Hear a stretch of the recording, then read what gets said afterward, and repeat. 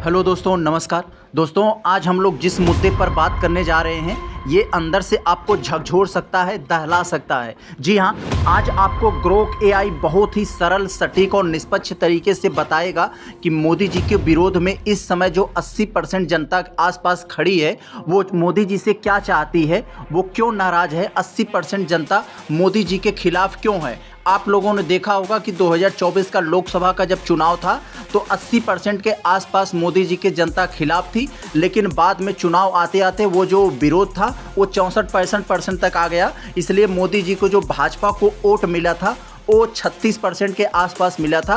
बाकी 64% वोट विपक्ष में तिनके की तरफ बिखर गया था। तो चले आज हम यही समझेंगे कि आखिर ये 80% जो जनमानस है मोदी जी से क्या चाहती है, क्यों इनके खिलाफ है, उनका क्या कारण है। तो चले हम लोग बहुत ही सरल तरीके से देखेंगे और हाँ, वीडियो को पूरा देखेंगे तभी समझ पाएंगे। चले हम देखते हैं एक छोटा सा इंट्रोडक्शन, उसके बाद हम लोग एक एक पॉइंट को आपको समझाते हैं। मोदी सरकार के प्रति जनता में असंतोष के कई कारण हैं जो आर्थिक, सामाजिक और राजनीतिक कारणों से जुड़े हैं। नीचे कुछ प्रमुख कारणों को विस्तार से समझाया गया है जो विभिन्न स्रोतों और सार्वजनिक भावनाओं पर आधारित है। तो चले हम लोग शुरू करते हैं। पहले नंबर पर है आर्थिक चुनौतियां, जिसमें दिया है बेरोजगारी और रोजगार की कमी का क्या कारण है। मोदी सरकार ने 2014 में बड़े पैमाने पर रोजगार सृजन का वादा किया था, जैसे 2 करोड़ नौकरियां हर साल। हालांकि कई लोगों का मानना है कि यह वादा पूरा नहीं हुआ। बेरोजगारी दर में वृद्धि और गुणवत्तापूर्ण रोजगार की कमी खासकर युवाओं के लिए एक बड़ा मुद्दा रहा। उदाहरण के लिए 2024 में बीजेपी की सीटों में कमी को बेरोजगारी से जोड़ा गया। बहुत अच्छा। यहाँ पर जो दूसरा कारण दिया है आर्थिक असमानता। कई लोगों का मानना है कि मोदी की नीतियों ने अमीर को अमीर और गरीब के बीच खाई को और गहरा कर दिया। PEW की एक रिपोर्ट के अनुसार 81% भारतीयों ने कहा कि सरकार की नीतियों से अमीर और अमीर होते जा रहे हैं, गरीब और गरीब होते जा रहे हैं। बहुत अच्छा।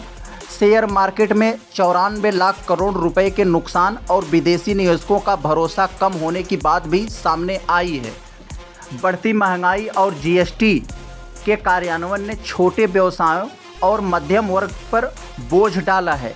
GST को जटिल और बोझिल माना गया।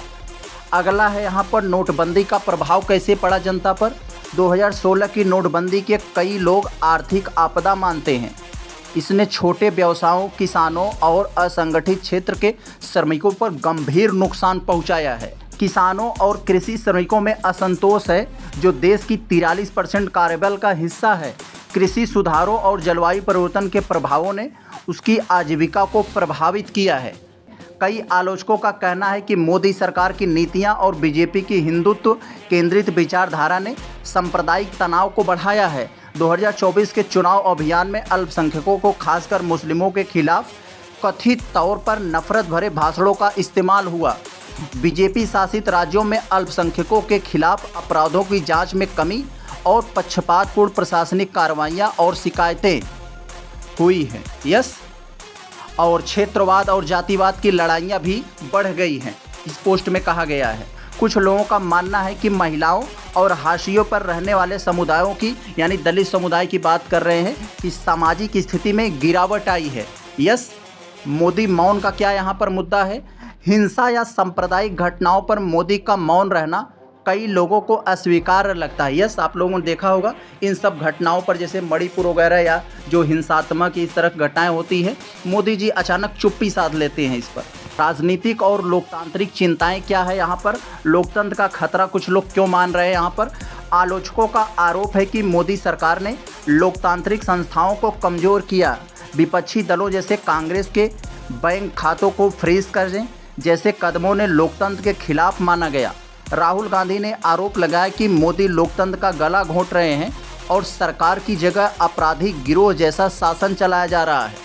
औपनिवेशिक युग के राजद्रोह कानूनों और गैर कानूनी गतिविधियों रोकथाम अधिनियम UAPA का उपयोग आलोचकों को चुप कराने के लिए किया जा रहा है। मोदी के इर्द गिर्द एक व्यक्तित्व पूजा यानी पर्सनालिटी कल्ट बनाए रखने की आलोचना होती है, जो पार्टी और सरकारी प्रचार में दिखता है। यह भारत की लोकतांत्रिक परंपराओं के खिलाफ माना जाता है। कुछ लोग कहते हैं कि मोदी ने सत्ता का केंद्रीकरण किया है, यानी सारी शक्तियां एक ही जगह हो गई, जिससे अन्य संस्थाओं की स्वायत्ता में कमी आई है।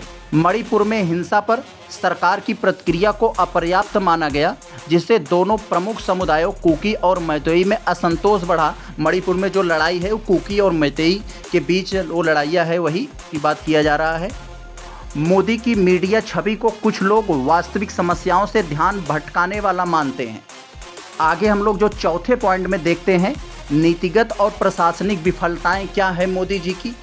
यहाँ पर जैसे दे दिया है कोविड-19 के मैनेजमेंट में वो चीज़ें नहीं हो पाई, और मोदी जी कहे थे जो 100 स्मार्ट सिटी बनाए थे उसमें भी फेल हो गए। और यहाँ पर एक जो मेन बात लिखी गई, सेना भर्ती यानी अग्निपथ लाकर युवाओं को बहुत बड़े लेवल पर इसमें नाराज़ किया गया। अग्निपथ योजना को युवाओं और सेना के बीच अलोकप्रिय माना गया, जिसे 2024 के चुनाव में बीजेपी की हार के कारणों में से माना गया।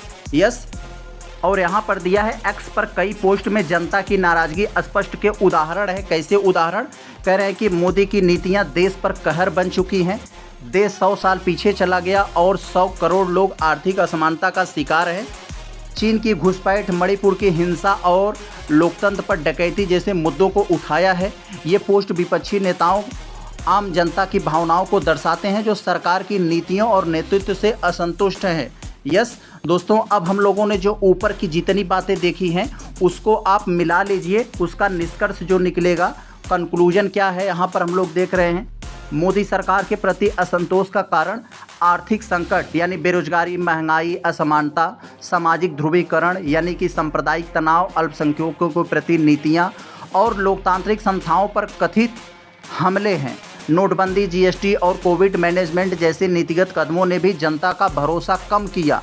हालांकि यह भी सच है कि मोदी की समर्थकों का एक बड़ा वर्ग अभी भी उनकी नीतियों और नेतृत्व का सराहना करता है।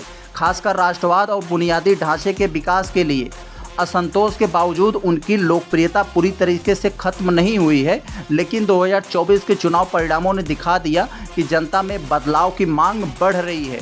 तो देखा दोस्तों, आप लोगों ने ग्रोक एआई ने आपको कितने सरल, सटीक, निष्पक्ष और प्रामाणिक तरीके से बताया कि मोदी सरकार से जो जनमानस नाराज़ है वो क्यों नाराज़ है, वो क्या चाहती है, मोदी सरकार से क्या अपेक्षाएं रखती है वो, जिससे उसके नज़र में पूरा नहीं हुआ है, इसलिए वो नाराज़ है। हालांकि दोस्तों, मैं पहले बताया, ये अपने यहाँ जो बहुदलीय व्यवस्था है, बहुदलीय व्यवस्था में जो 35-40% के वोट पा जाता है वो जीत जाता है। बाकी वोट जो है कई विपक्षी दल है उनमें बिखर जाता है, वो एकजुट नहीं हो पाता।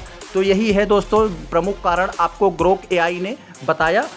तो आगे हम लोग किसी नेक्स्ट मुद्दे पर बात करेंगे। नमस्कार।